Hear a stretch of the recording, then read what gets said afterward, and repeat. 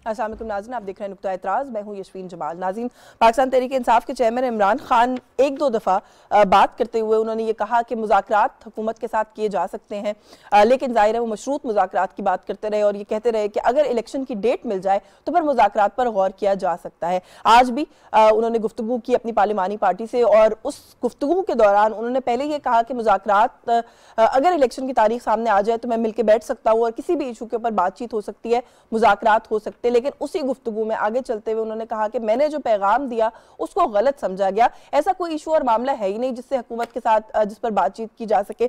मुज़ाकरात की अगर पेशकश की भी बात करें तो आज ही के दिन हुकूमती वज़रा की जानिब से भी उसको मुकम्मल तौर पर मुस्तरद कर दिया गया और ये कहा गया कि इमरान खान के साथ PTI के साथ किसी किस्म के मुज़ाकरात नहीं हो सकते, क्योंकि एक धमकी आमेज पेशकश है मुज़ाकरात की जो कि PTI की तरफ से की जा रही है और इस तरह की धमकी आमेज किसी भी किस्म की पेशकश को हम एंटरटेन नहीं करेंगे। साथ ही साथ ये भी कहा गया कि अगर कोई इस तरह की बात होगी भी, अगर एक टेबल पर बैठा भी गया तो वो उसी सूरत में होगा अगर PDM यानी कि पूरी यूनिटी गवर्नमेंट जो है वो ऑन बोर्ड होगी। अगर बाकी किसी सियासी जमात को इस पर इख्तलाफ हुआ, एतराज हुआ, तब भी ये मामला आगे नहीं बढ़ सकता। कुछ बात करेंगे इस पर कि इस वक्त जो सूरत हाल है, हुकूमत की बात करें, ऑपोजिशन की बात करें, दोनों एक बात ये भी कहती हुई दिखाई दे रही है कि सियासी इस्तेहकाम माशी इस्तेहकाम के लिए ज़रूरी होता है, लेकिन जब बात करते हैं मुज़ाकरात की, मिलकर बैठने की, सियासी इस्तेहकाम की तरफ बढ़ने की, तो ऐसा लगता है कि दोनों ही तरफ से किसी किस्म का कोई वायबल ऑप्शन भी सामने नहीं आता। तो फिर ये जो डेडलॉक है ये किस तरीके से बेहतर होगा, कुछ इस पर बात करेंगे आज की इस नशिस्त में। एट द सेम बहुत ही अनफॉर्चुनेट खबर काबुल से जो आ रही है, हमला हुआ है पाकिस्तानी जो नाज़िमुल उमूर हैं वहाँ पर उबैदुर रहमान निज़ामानी साहब, उन पर वो खुद ठीक है, ही सेफ एंड साउंड, उन्हें कुछ नहीं हुआ। लेकिन जिस तरीके से जो डिटेल्स अभी तक सामने आ रही हैं कि जो हमला आवर है वो उसी सफारत खाने की एक फ्लोर के ऊपर 3 दिन से मुकीम था और हमला करने के बाद जब उसने फरार होने की कोशिश की वो उस वक्त पकड़ा गया। बहुत सारे सवालात हैं इस पूरे इंसिडेंट के इर्द गिर्द जो कि इस वक्त जन्म ले रहे हैं, सर उठा रहे हैं कि सिक्योरिटी का इतना बड़ा लैप्स किस तरीके से हुआ। तालिबान हुकूमत ने इस चीज़ की बार बार दुनिया के साथ कमिटमेंट भी की और यकीन दहानी भी कराई कि जो सरजमीन है अफगानिस्तान की वो किसी भी किस्म के इस तरह के मामलात के लिए इस्तेमाल नहीं होगी, ना ही इंटरनली ना ही बाहर की अगर हम बात करें। लेकिन अगर हम पाकिस्तान की बात करें तो अनफॉर्चुनेटली यहाँ पर भी जो लॉ एंड ऑर्डर के सिचुएशंस हैं, टेररिस्ट इंसिडेंट्स हैं, उनके अंदर एक अनफॉर्चुनेट इंक्रीज देखने में सामने आया है। तो उन चीज़ों को भी आपस में जोड़ा जा रहा है। पाकिस्तान ने बहुत भरपूर एहतजाज किया है इस चीज़ के ऊपर, एक बहुत थॉरो इन्वेस्टिगेशन के लिए भी मुतालबा किया है। इन्वेस्टिगेशन तो हो जाएगी लेकिन थोड़ा सा जो कड़ियां हैं इस पूरे मामले की, उन पर भी उन्हें भी जोड़ने की कोशिश करेंगे, उन पर भी बात करने की कोशिश करेंगे कि आखिर इस इंसिडेंट से को हमें किस तरीके से रीड करना चाहिए, इसके पीछे क्या मुहर्रिकात हो सकते हैं। हमारे साथ जो मेहमान शख्सियात है तारुफ करवा के हम गुफ्तगू का आगाज़ करते हैं।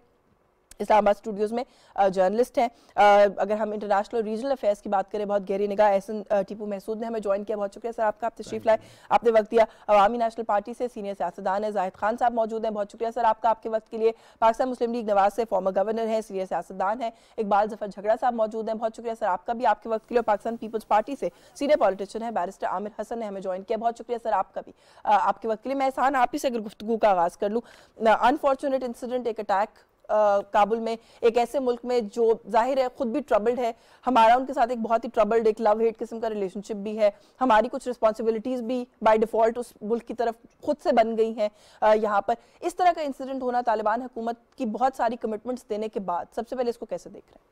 हाँ एग्जैक्टली, ये बहुत बड़ा फेलियर है, यानी वहाँ पे पाकिस्तानी डिप्लोमेटिक मिशन और जो उसको लीड कर रहे हैं, यानी जो लीडर है ग्राउंड पे, उस पर हमला होना और उसमें यानी वो तो उनकी तरफ से पूरी जिसने भी प्लान किया था एसोसिनेशन अटैम्प्ट थी, लेकिन अल्लाह के शुक्र कि वो नाकाम रहा वो हमला। और उसमें हमारे SSG के कमांडो जो उसको प्रोटेक्ट कर रहे थे वहाँ पे, तो वो ज़ख्मी भी हुए हैं और उनको सीरियसली इंजर्ड उनकी अभी तक आ रही है, उनको शिफ्ट किया गया फिर कल रात को ही CMH पेशावर। और ये पहली दफ़ा वहाँ पे ये नहीं कि पाकिस्तानी मिशन पे हमला हुआ है, बल्कि इससे पहले भी सितंबर में जो रशियन एम्बेसी थी उसके ऊपर खुदकुश हमला हुआ था जिसमें 2 डिप्लोमेट्स मारे गए थे रशियन। और ये मुसलसल तालिबान हुकूमत, यानी जो मेरी अपनी असेसमेंट है कि उसमें टाइम लगेगा, वो एक प्रॉपर हम यहाँ पे एक्सपेक्ट कर रहे हैं कि वो एक पूरा फंक्शनल एक गवर्नमेंट है, वहाँ पे इदारे जो हैं वो फंक्शनल है, वहाँ पे उनकी जो इंटेलिजेंस सर्विस है वो भी बाकी जो रीजन के ममालिक हैं उनकी तरह वेल ऑर्गेनाइज्ड डिसिप्लिन है। ऐसा कुछ नहीं है। 20 साल से ये लोग एक मलिशिया के तौर पर लड़ें, अभी उनकी ट्रेनिंग कैपेसिटी इन सब चीज़ों के सीरियस इश्यूज़ हैं, तो मेरे ख्याल में टाइम के साथ ही वहाँ पे इम्प्रूवमेंट आ सकती है। और उनकी इन्वेस्टिगेशन जो है तो वो अपने यानी हम अक्सर कहते हैं जब ये दोस्त हैं जो कवर कर रहे हैं अफ़गानिस्तान को कि बड़े देसी तरीके से वो इस तरह की चीज़ें, उसमें कोई टेक्निकल सपोर्ट नहीं होती, उनकी फोरेंसिक की वहाँ भी चीज़ें नहीं होती। तो मेरे ख्याल में टाइम भी लगेगा और उनसे ये एक्सपेक्ट भी करना कि कोई जल्दी इनके हवाले यानी कार्रवाई होगी या जो कल्प्रिट है वो पकड़े जाएंगे।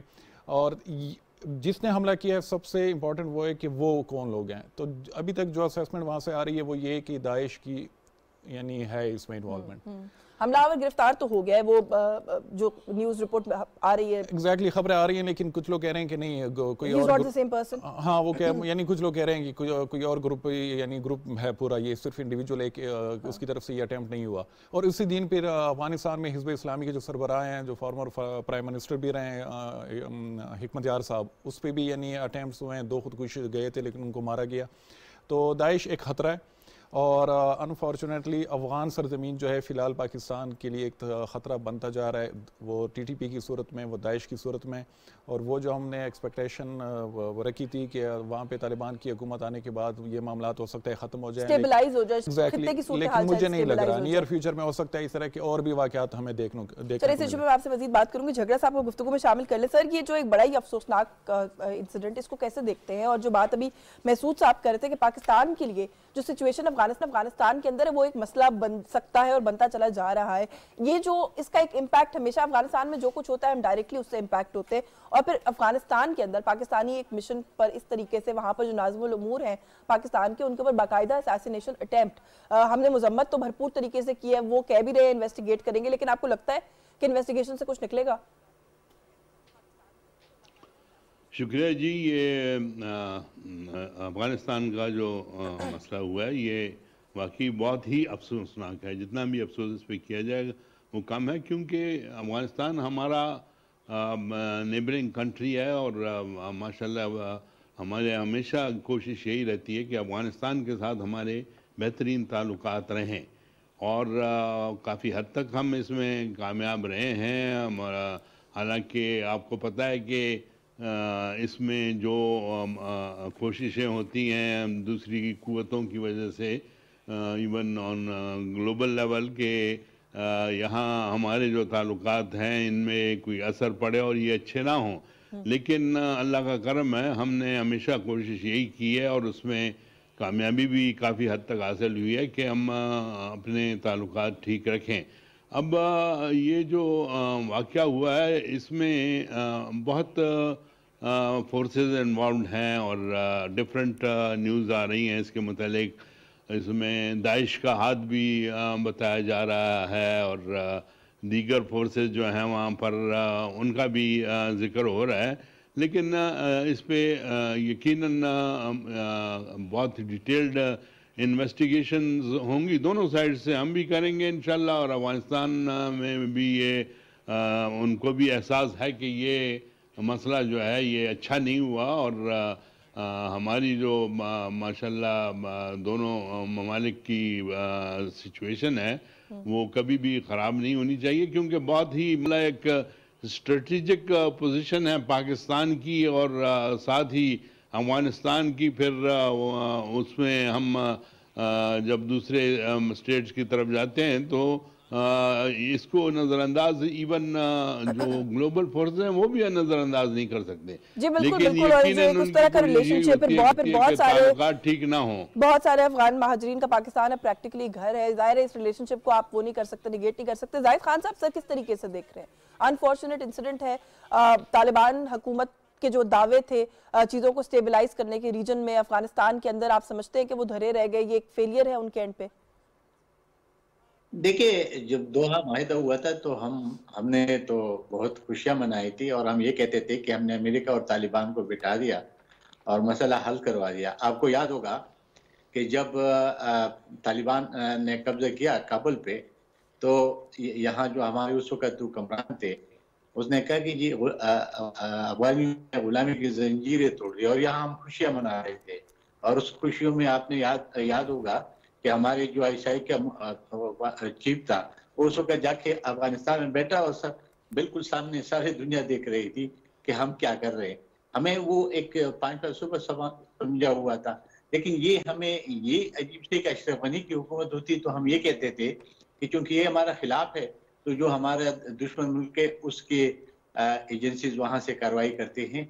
अब मुझे और फिर ये भी कहा जाता था कि अशरफ गनी तो सिर्फ काबल तक महदूद है, बाकी तो वो 70% जो अफगानिस्तान है उस पर यही जो हमारे दोस्त है जो आज बैठे हुए इनके कब्जा है।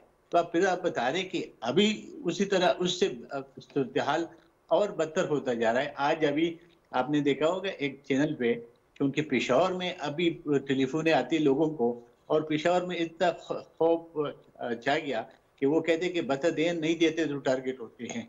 तो इसी सूरत में तो हमें हुकूमत ही अफगानिस्तान जो इस वक्त हुकूमत है या नहीं है, लेकिन कह तो रहे थे कि जी उनका बहुत एक्सपीरियंस है, वो सब चीजें कंट्रोल करेगा, चाहे दाइश हो चाहे टीटीपी हो कोई भी हो।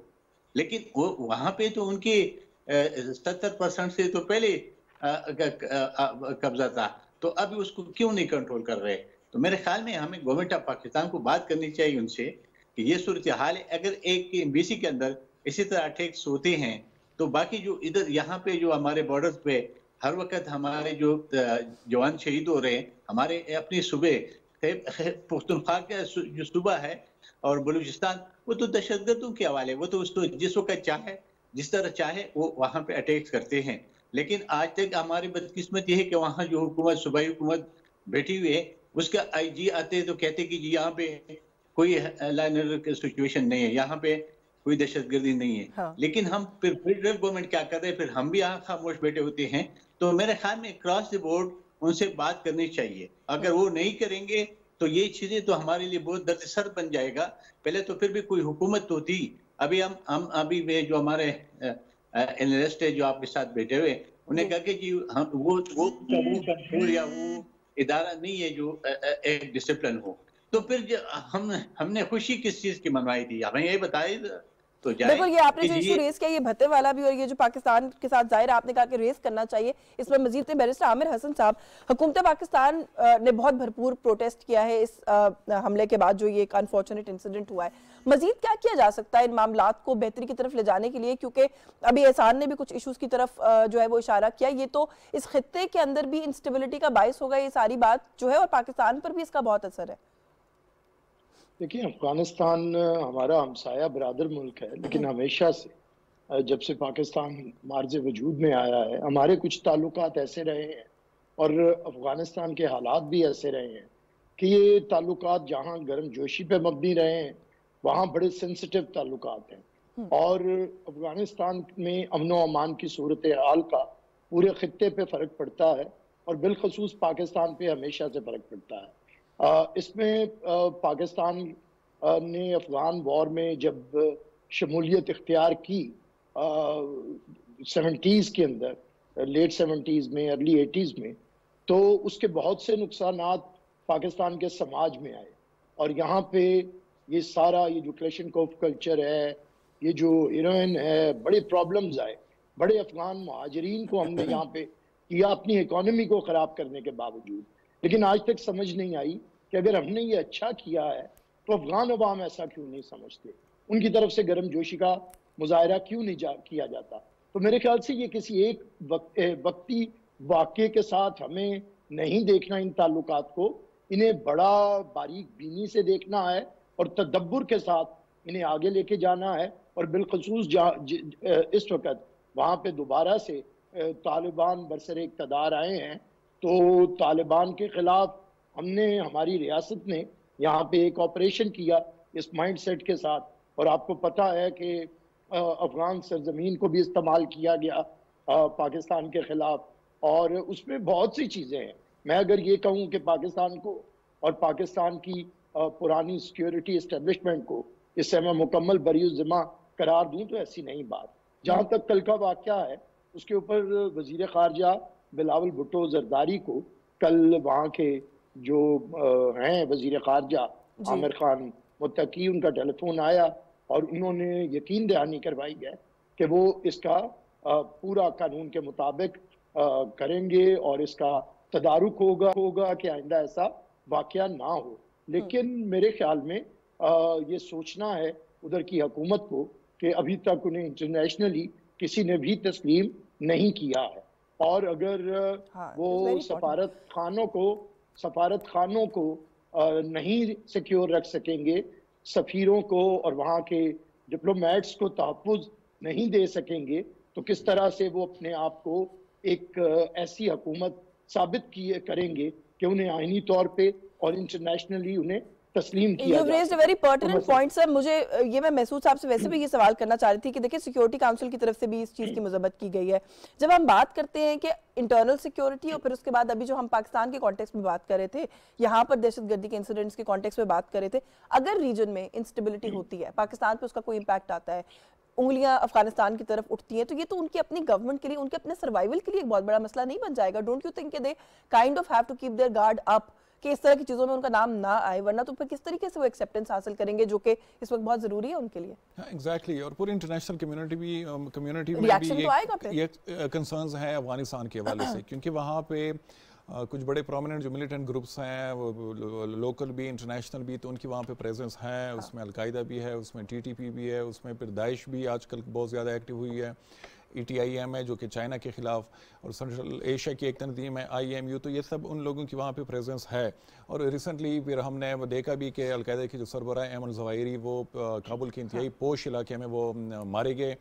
तो इन चीज़ों से यानी ख़ुद को छुड़ाना अफगान तालिबान या तालिबान जो गवर्नमेंट है वो बहुत ही मुश्किल होगा। लेकिन हम एक जो गलती कर रहे हैं पाकिस्तानी रियासत या जो हमारे इदारे हैं जो अफगानिस्तान को डील कर रहे हैं, कि हम तालिबान या तालिबान की हुकूमत को वो ट्रेडिशनल एक डिप्लोमेटिक या पॉलिटिकल फोर्स के तौर पे वो डील कर रहे हैं। ऐसी बात नहीं है, वो इंतहाई एक आइडियोलॉजिकल फोर्स है। वो हर चीज़ अपनी आइडियोलॉजी, उनका जो नज़रिया है वो शरिया उनके जो अपने कॉन्टेक्स्ट में वो चीज़ों को देखते हैं, तो उसी के थ्रू अपनी फॉरेन पॉलिसी भी बनाते हैं, डोमेस्टिक पॉलिसी भी। अभी रिसेंटली उनके जो सुप्रीम कमांडर हैं उनकी तरफ से एक डायरेक्टिव इशू किया गया कि वहाँ पे हदूद और कसास का जो कानून है वो लागू हो गया है। कल भी काबुल में कल नहीं जुमेरात को भी काबुल में 16 लोगों को सजाएं दी गई, जिसमें 6 ख़वातीन भी थी और जिनको कोड़े यानी और पब्लिक फ्लॉगिंग की गई। तो ये वहाँ पे सिचुएशन है। और यहाँ पे हम अगर प्रॉपर ये जो कन्वेंशनल डिप्लोमेटिक चैनल्स हैं उनसे एंगेज करें, उनके थ्रू यानी उनको चीज़ें कन्वे करवाएं, तो मुझे नहीं लग रहा कि उनसे मामला ठीक होंगे। हमें नॉन ट्रेडिशनल अप्रोच से उन लोगों को एंगेज करना होगा।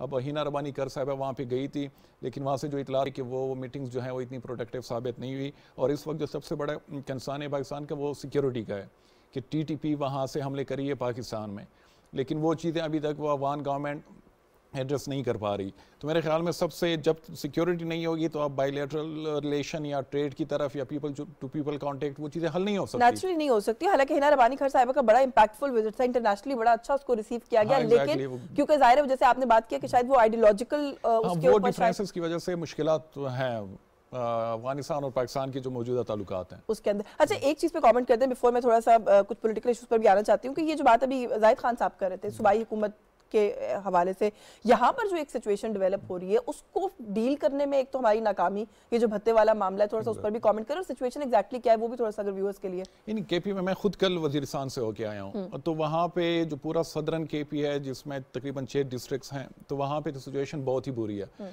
वहाँ पे लोगों को ऑफिशियल से भी हमारी मीटिंग हुई, वहाँ पे बिजनेस कम्युनिटी, तो उन सबको बते की कॉल्स भी आ रही हैं और बता लोग दे भी रहे हैं, क्योंकि उन्होंने अपनी सर्वाइवल के लिए कुछ ना कुछ तो करना होगा। हुकूमत कहीं पे भी नज़र नहीं आ रही। पुलिस जो है तो वो भी उनकी तरफ से ये कंसर्न्स हैं कि हमें यानी फाइनेंशियल रिसोर्सेज की भी कमी है, इक्विपमेंट्स की भी कमी है। और KP के अपने जो मिनिस्टर्स हैं, कैबिनेट के मेंबर्स, वो खुद बता दे रहे हैं। यानी अब मैं नाम नहीं लेना चाहूँगा, लेकिन मेरी जो इतलात हैं बहुत कन्फर्म्ड हैं और हमारे जो सिक्योरिटी के इदारे हैं उनको भी पता है कि वो खुद बता भी दे रहे हैं। प्राइम नेशनल असम्बली के मेंबर्स भी हैं, मेजॉरिटी जो है वो खुद जो रूलिंग वहाँ पे पार्टी है उनकी तरफ से पता मिल रहा है, लेकिन बाकी जो पॉलिटिकल पार्टीज़ हैं उनके लोग भी दे रहे हैं।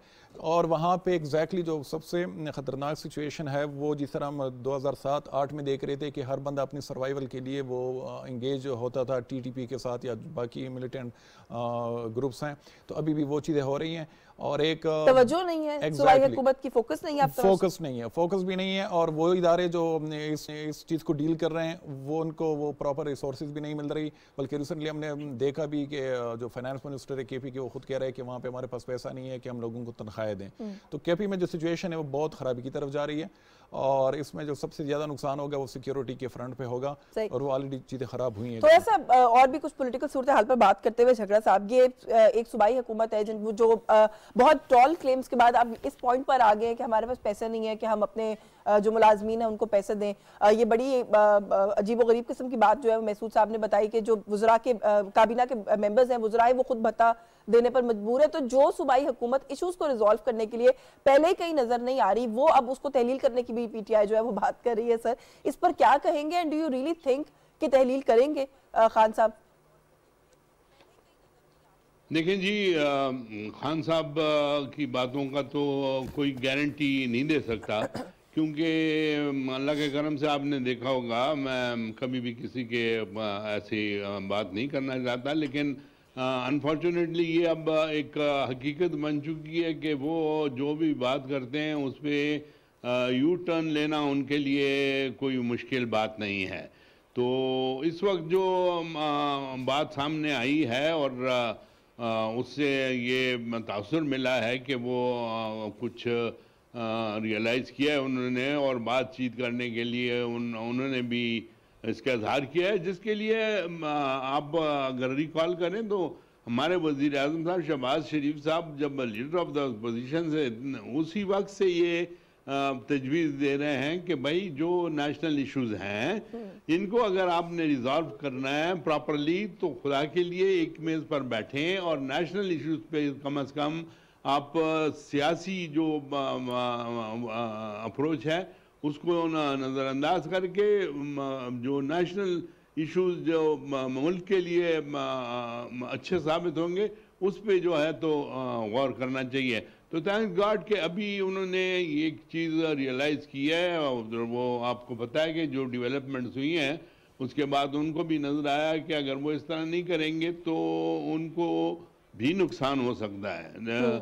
उसके अलावा वो नहीं, लेकिन आप जो बात कर रहे हैं कि वो ऐसा नहीं करेंगे तो उनको भी नुकसान हो सकता है। अब जाहिद खान साहब, बातचीत होगी तो जाहिद खान साहब, उनको क्या अभी भी इस चीज की अंडरस्टैंडिंग हुई है कि उनको नुकसान हो सकता है? उन्होंने, मैंने जैसे इब्तिदाई में कहा कि आज अपनी गुफ्तगू के आगाज में कहा कि मुज़ाकरात हो सकते हैं अगर इंतखाबात की तारीख मिल जाए, और फिर उसी गुफ्तगू के दौरान कहा कि इन्होंने मेरे पैगाम को गलत समझा है, मैं इनसे किस इशू पर बात करूं।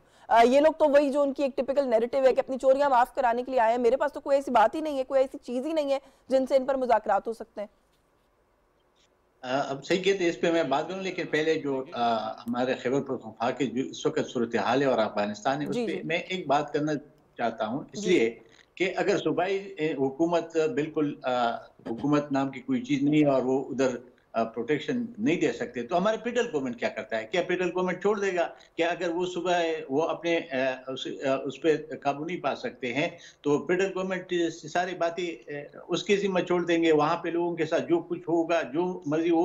यानी आज मैं उसकी खुद आईजी को सुन रहा था, वो कहते जी जब बतख के लिए टेलीफोन आती वो अफगानिस्तान से आती, तो जब अफगानिस्तान से आते तो अफगानिस्तान में तो हमारे दोस्त बैठे हुए ना, हमारे दुश्मन तो चले गए, तो जब हमारे दोस्त बैठे तो उनसे तो ये मसला उठाए ना कि भाई ये टेलीफोन वहां से आ रहे हैं, ये आपके पास ये लोग जो बैठे हुए, इससे पहले जो पहले था वो तो सिर्फ या तो ब्लास्ट होता था मस्जिद में या अस्पताल में या मदरसे में, लेकिन अभी तो ये बचे वाला काम शुरू हुआ कि जी पैसा आप देंगे नहीं देंगे तो फिर क्या। और ये सही कह रहा है कि जी आज से नहीं, ये जो पीटीआई की हुकूमत जब से आई है उसके सारे वजीर बता दे रहे, गवर्नर तक देते रहे और हम चीखते रहे 2-3 साल से, लेकिन कोई परवाह नहीं कर रहे थे। अभी भी हमारे नेशनल मीडिया को देखे तो वो यही है कि इमरान खान कह रहे कि असम्बलियां तोड़ता हूं या नहीं तोड़ता हूं, मुज़ाकरात करता हूं। देखिए जी, इमरान खान असम्बलियां नहीं तोड़ेंगे, ये मैंने बहुत पहले कहा हुआ है। मैं एक सियासी कारकुन के नाते, क्योंकि उसके ये जो अयाशियां है वो तो बगैर आप वो बैठेगा तो क्या होगा। आप हमारा खैबर पख्तूनख्वा के हेलीकॉप्टर को अपने टांगे की तरह इस्तेमाल कर रहा है, इसी तरह उनके जहाज इस्तेमाल कर रहे हैं, इस तरह पंजाब के कर रहे हैं। अभी अभी आज आपने देखा होगा कि वो जमान फारूक के सामने से लड़का गुजर रहा था, उसने वो तंग आए लोग तो उसने कोई नारे लगा दिए, तुर्की लोगों ने उसको मारना शुरू कर दिया। आप ये कह रहे हैं खान साहब, वो ये कहते हैं, इमरान खान साहब का इस वक्त पॉइंट ऑफ व्यू ये है कि मैं इतना पॉपुलर हूं कि इस वक्त अगर इलेक्शन हुआ तो ये जो आधी से हुकूमत मेरे पास है उससे मेरी जान छूट जाएगी और एक मुस्तहकम हुकूमत के साथ मैं पूरी तरीके से इक़्तिदार में आऊंगा वापस। देखिए, मैं एक बात बताना चाहता हूँ, वो बिल्कुल नहीं वो हुकूमत को डिसॉल्व करेगा, ना पंजाब की ना उसकी। और एक मैं बात बता दूं कि वो पॉपुलर नहीं है। पॉपुलर वो चीज है कि इस वक्त आपका जो ऑयल की कीमत है, या आपकी गैस की बिल है, या बिजली की बिल है, वो पॉपुलर है। और ना यही इमरान खान था। आपने देखा होगा कि ये हुकूमत में बैठे हुए थे तो जिमनी इलेक्शन कौन जीत रहे थे? सारे तो अपोजिशन जीत रहे थे। लेकिन इस वक्त ये जनरल इलेक्शन में और इस इलेक्शन में, जिमनी इलेक्शन में फर्क होता है। और इस वक्त जो सूरत-ए-हाल, जो फेडरल गवर्नमेंट है, सारा बोझ उसके ऊपर आया हुआ है। क्योंकि देखिए, सूबाई हुकूमतें तो भी अपना फर्ज तो नहीं पूरा कर रहे, क्योंकि सब लोग देख रहे कि बिल्कुल ठीक है सर। ये जो आप फेडरल गवर्नमेंट वाला पॉइंट रेस करें, मैं इस पे बात करती हूँ। आमिर हसन साहब से कमेंट लूंगी, मुझे जा रहा है ब्रेक से वापस आके इसी नुक्ते से गुफ्तगू का आगाज करेंगे। हमारे साथ रहिए।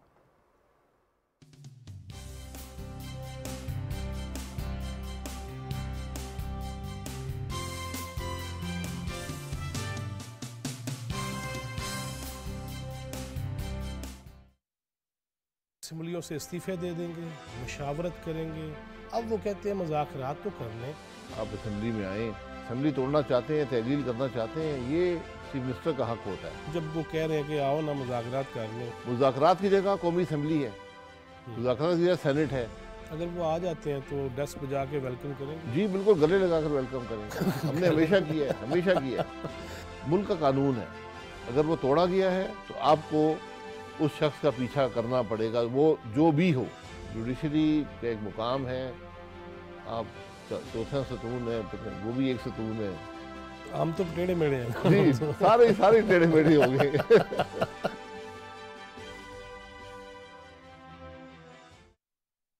अब से मुतासरा बहन भाइयों की मदद के लिए आगे आए। अभी फंड लिखकर 9999 पर SMS करें और 10 रुपए अतिया करें, या अपने अतियात वजीर आजम फ्लड रिलीफ फंड अकाउंट में जमा कराएं। हुकूमत पाकिस्तान।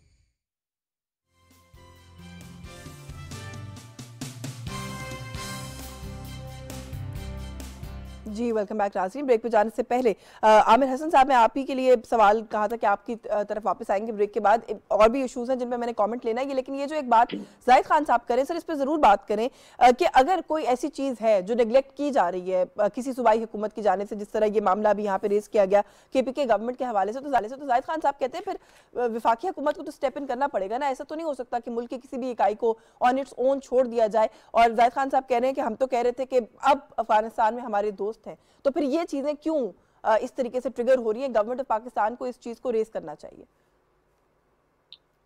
देखिए, जो जाहिद खान साहब का मौक़िफ़ है ANP का, वही पाकिस्तान पीपल्स पार्टी का मौक़िफ़ है।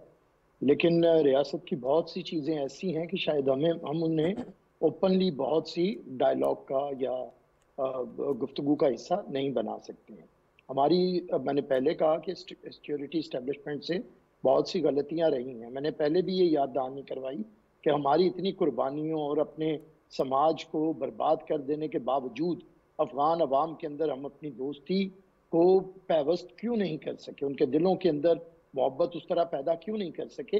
ये कहीं ना कहीं एक ऐसी चीज़ है कि अफगान अवाम के अंदर ये तासुर है कि पाकिस्तान वहाँ अपनी मर्जी की हुकूमत चाहता है।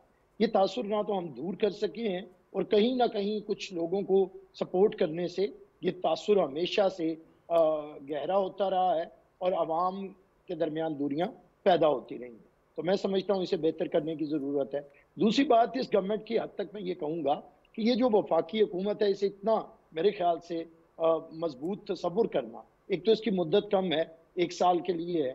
फिर जिस मुश्किल सूरत हाल में वो आई है, इकॉनमी बिल्कुल मुल्क डिफ़ॉल्ट होने बल्कि हो चुका था जब ये हुकूमत ने बागडोर संभाली है, और इंटरनेशनली ये मुल्क बिल्कुल तन्हाई का शिकार था।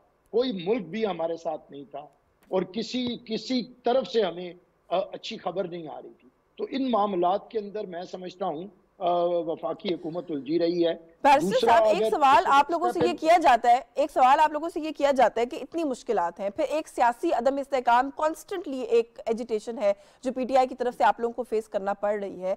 जब तक सियासी इस्तेकाम नहीं होगा, माशी इस्तेकाम, दीगर जो चीजें उनके ऊपर तो मैं समझती हूँ बात भी जो है वो शायद नहीं करनी चाहिए। डोंट यू थिंक कि आप लोगों को भी खुद भी अर्ली इलेक्शंस की तरफ चले जाना चाहिए? जिसको भी मैंडेट मिले, अगर आपको भी मिलेगा तो एटलीस्ट 5 साल का एक स्टेबल मैंडेट तो मिलेगा ना सर। देखिए, जब ये हुकूमत आई थी तो शायद इत्तेहादियों का ख्याल था कि जाया जा सकता है और शायद ये इत्तेहादी चले भी जाते अर्ली इलेक्शंस की तरफ। लेकिन जिस तरह मुल्क के साथ खेला गया, खिलवाड़ किया गया, आपको पता है डिफ़ॉल्ट की साजिश की गई, बाकायदा टेप्स आ चुकी हैं कि IMF को ख़त लिखे जाएं। फिर मुल्क की अंदर ये जो काम शुरू हुआ, फ़ौज के ख़िलाफ़ जो प्रोपेगेंडा हुआ, आपकी इस्टेब्लिशमेंट के ख़िलाफ़ जो प्रोपेगेंडा हुआ, और जो हालात बना दिए गए, इतनी इंस्टेबिलिटी क्रिएट की गई है कि आज मुल्क इस हालत में नहीं था कि फौरी तौर पे 3 महीने या 2 महीने के लिए आप किसी निगरान हुकूमत के हाथ दे के मुल्क चले जाएं। तो डिफ़ॉल्ट के खतरात ज़्यादा थे, क्योंकि 2 महीने की हुकूमत के साथ ना IMF बात कर सकती थी, ना कोई एग्रीमेंट हो सकता था, ना आप आगे बढ़ सकते थे। सबसे बड़ा मैं समझता हूँ जो इस हुकूमत की इत्तेहादी हुकूमत में कमी रही है वो ये है कि अपनी नेक नीयती भी लोगों तक नहीं पहुंचा सकी, कि अपने सियासी नुकसान के बावजूद उन्होंने मुल्क को डिफॉल्ट होने से बचाया है, मुल्क को आलमी सतह पे बेहतर किया है। लेकिन एक ऐसा प्रोपेगेंडा है दूसरी तरफ, जो शख्स 80% पाकिस्तान पे काबिज है, कुछ नहीं कर रहा, बर्बादी दे रहा है, वो KPK हो, वो पंजाब हो, वो दूसरे सूबे हों, क्या हाल किया जा रहा है। लेकिन उसके बावजूद उसने मुल्क को डिफॉल्ट करने के लिए पूरी साजिशें की हैं, पाकिस्तान की मुसल्लह अफवाज के खिलाफ साजिशें की हैं, पाकिस्तान को 3 टुकड़े होने की बातें की हैं। बताएं इस वक्त ये सियासी जमातें, जो कि पूरे पाकिस्तान की सियासी जमातें इस वक्त सिर्फ PTI के अलावा हुकूमत में मौजूद हैं, क्या वो मुल्क को इस हाल में छोड़ दें सिर्फ इसलिए कि हमें इलेक्शन जीतना है, हमारी सियासी पोजीशन मुस्तहकम रहे? अपनी सियासी पोजीशन के इस्तेहकाम के लिए सियासत या रियासत, और अगर सियासत बचानी है और सियासत, तो आप बेसिकली कह रहे हैं कि आप लोगों ने रियासत का इंतखाब किया। मुझे इजाजत दीजिएगा, ये मैं सिंस एहसान साहब भी मौजूद है सर, कुछ सोर्सेज के थ्रू कुछ जर्नलिस्ट ये रिपोर्ट कर रहे हैं कि खान साहब ने एक हाफ कुक्ड आइडिया था जिसको फ्लोट कर दिया कि मैं असम्बलियां तहलील करूंगा। अब उनको इंटरनली अपने अंदर सर्कल से नहीं मिल रही है। असद कैसर साहब ने रिकॉर्ड पे आके कहा कि हमें सिस्टम से नहीं निकलना चाहिए। So do you also have similar reports? आपको लगता है कि तहलील कर देंगे KPK और पंजाब असेंबली, और कोई आपके पास भी ऐसी रिपोर्ट्स हैं कि उनको MPAs की का ताबुन हासिल नहीं हुआ? KP से भी यही रिपोर्ट्स आ रही हैं, वहाँ पे सीनियर जो कैबिनेट मेंबर हैं शहराम तरक्की मिनिस्टर, तो उनकी तरफ से भी कि हमें तो बिल्कुल कॉन्फिडेंस में नहीं लिया गया। शहराम तरक्की साहब तो खासे जो है वो स्टन हो गए थे स्टेज के ऊपर भी, वो तो आपने भी वायरल हो गई है। तो वो सब, और मेरे ख्याल में आतिफ की तरफ से भी इस तरह की रिपोर्ट्स आ रही हैं, क्योंकि शहराम और आतिफ आपस में करीबी रिश्तेदार भी हैं और एक ही ग्रुप के लोग हैं।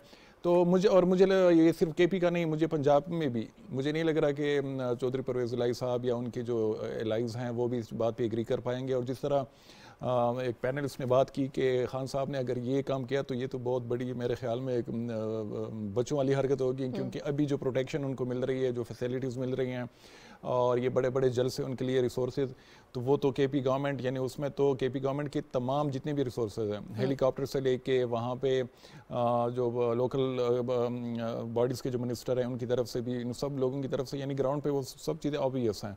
तो पूरे तरीके से, यानी एक तरफ तो सिक्योरिटी के लिए इनके पास वसाइल नहीं है, लेकिन दूसरी तरफ जो पॉलिटिकल वो है स्टैंड्स उनके लिए। लेकिन what is your analysis? Khan साहब एक तरफ मुज़ाकरात की बात पेशकश करते हैं, फिर उससे विड्रॉ करते हैं, फिर असेंबली तहलील करने की बात करते हैं। अगर इतनी सीरियस है तो अब इस्तीफा दे दें, हम तो इंतजार करें, 20 तारीख डाल दी, 20 दिन आगे की तारीख डाल दी।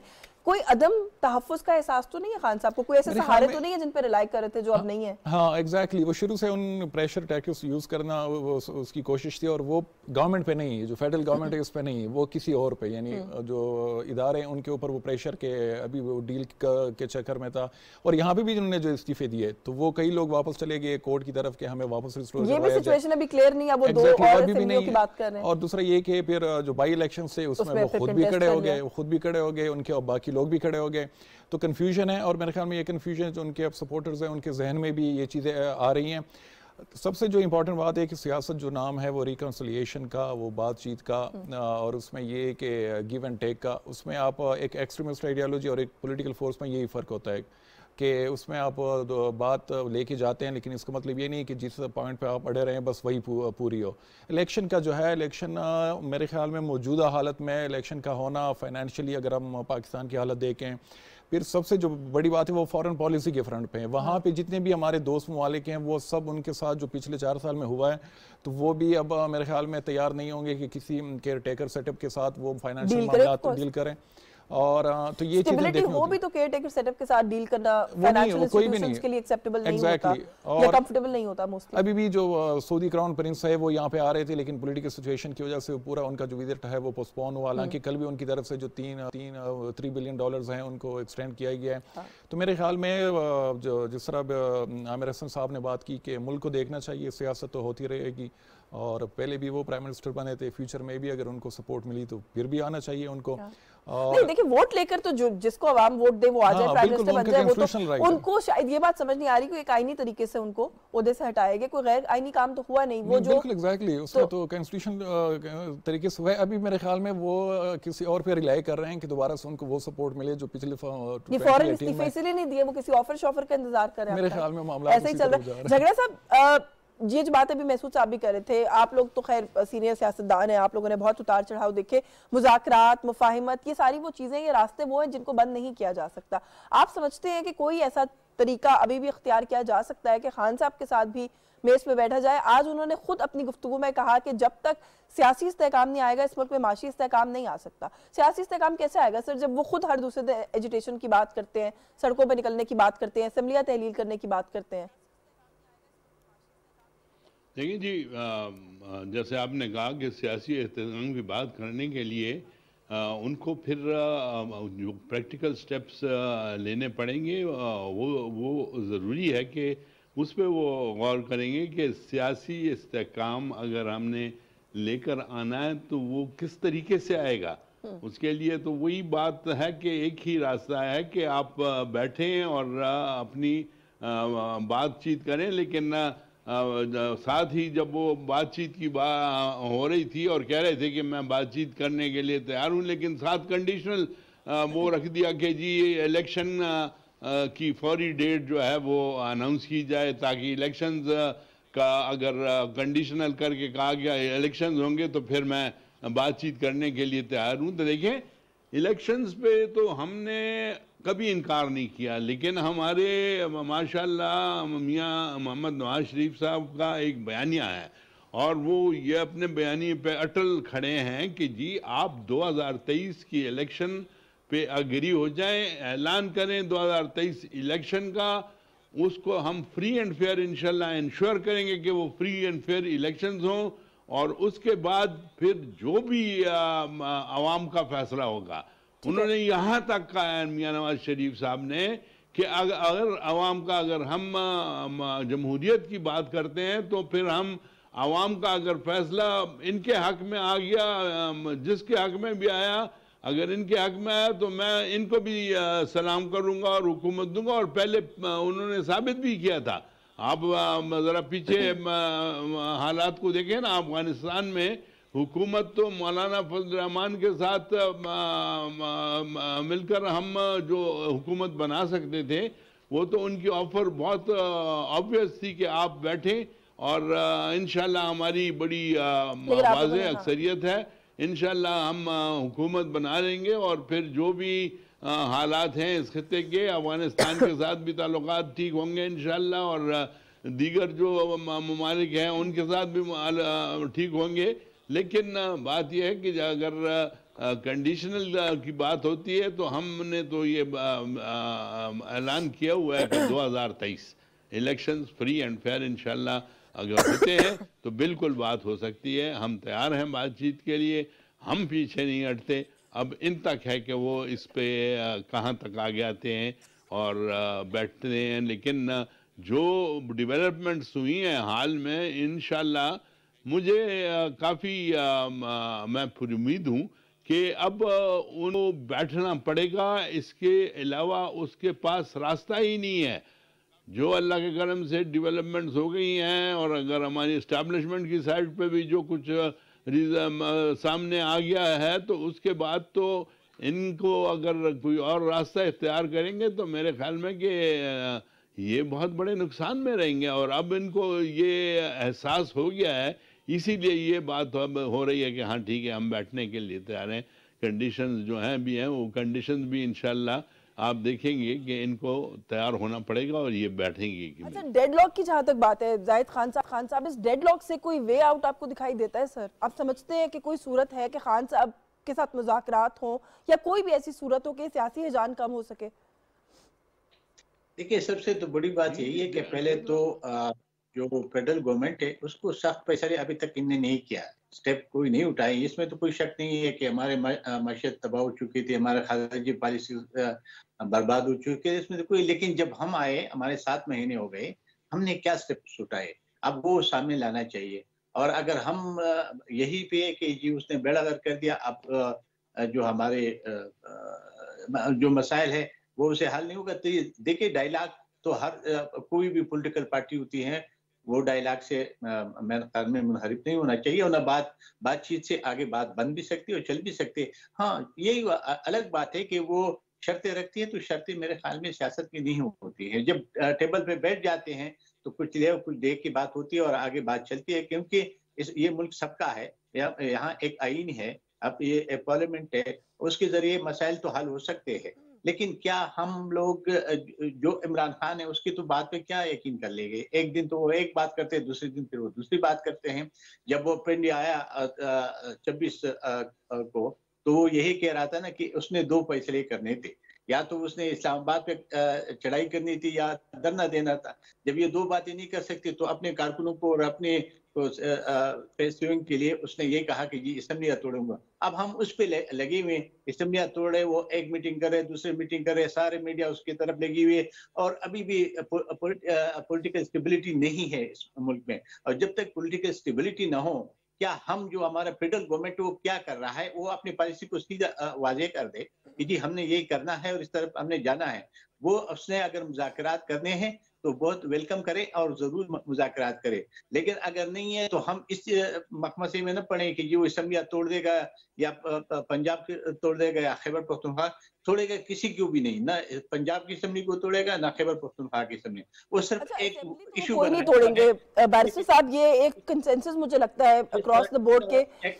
बात करूं, जिस तरह वो कहते हैं कि हमें खेलना है, वो हर एक चीज पे वो खेलता है, किसी भी वो खेल रहा है, और वो अपना एक स्टैंड बनाया हुए कभी तकरीर करते हैं टीवी पे, कभी अपने वर्करों से खिताब करते हैं। तो मेरे ख्याल में हमें इन चीजों को इग्नोर करना चाहिए, हमें अगले स्टेप लेना चाहिए ताकि जो मैशियत है हमारे उसको किस तरीके से हम ठीक कर सके। खारिजी पॉलिसी किस हद तक बेहतर हो गई है, लेकिन अभी मैशियत पे हमें बहुत ज्यादा फोकस करना होगा। अगर ये नहीं होगा तो हमारे लिए बहुत मुश्किलात होगी। बिल्कुल ठीक है बैरिस्टर साहब, आई एम सॉरी मेरा गला जो है वो थोड़ा सा।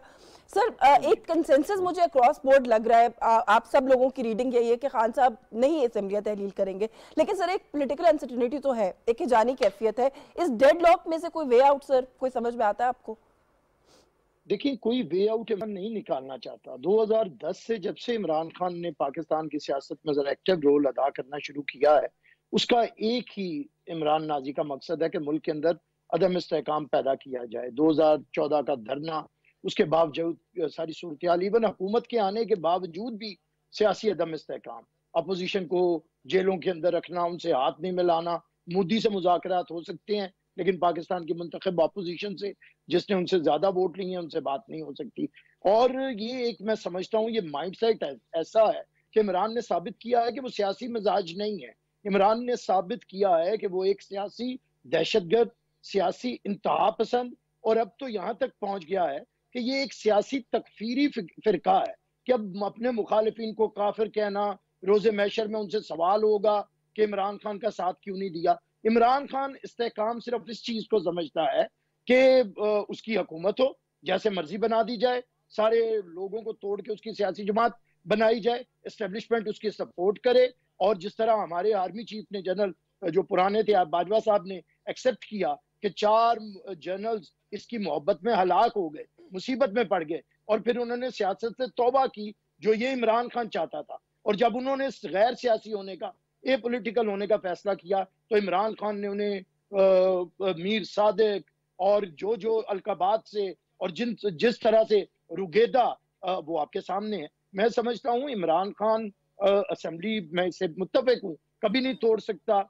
उसे अल्ले तल्लों की आदत है, जिधर हुकूमत है उधर बैठता है, और उसे सिर्फ एक दुख है, आज भी उसकी 80% पाकिस्तान पे हुकूमत है। सिर्फ तकलीफ ये है कि मैं वजीर आजम क्यों नहीं, उसी के लिए वो तरले भी करता है, मिन्नतें भी करता है, और प्रेशर ग्रुप की तरह भी होता है। असेंबली नहीं तोड़ेगा, अगर वो तोड़ भी देता है तो कौन सा तूफान आ जाएगा? पॉलिटिकल पार्टीज के लिए कोई तूफान नहीं आता। क्या इलेक्शन नहीं लड़ा जा सकता?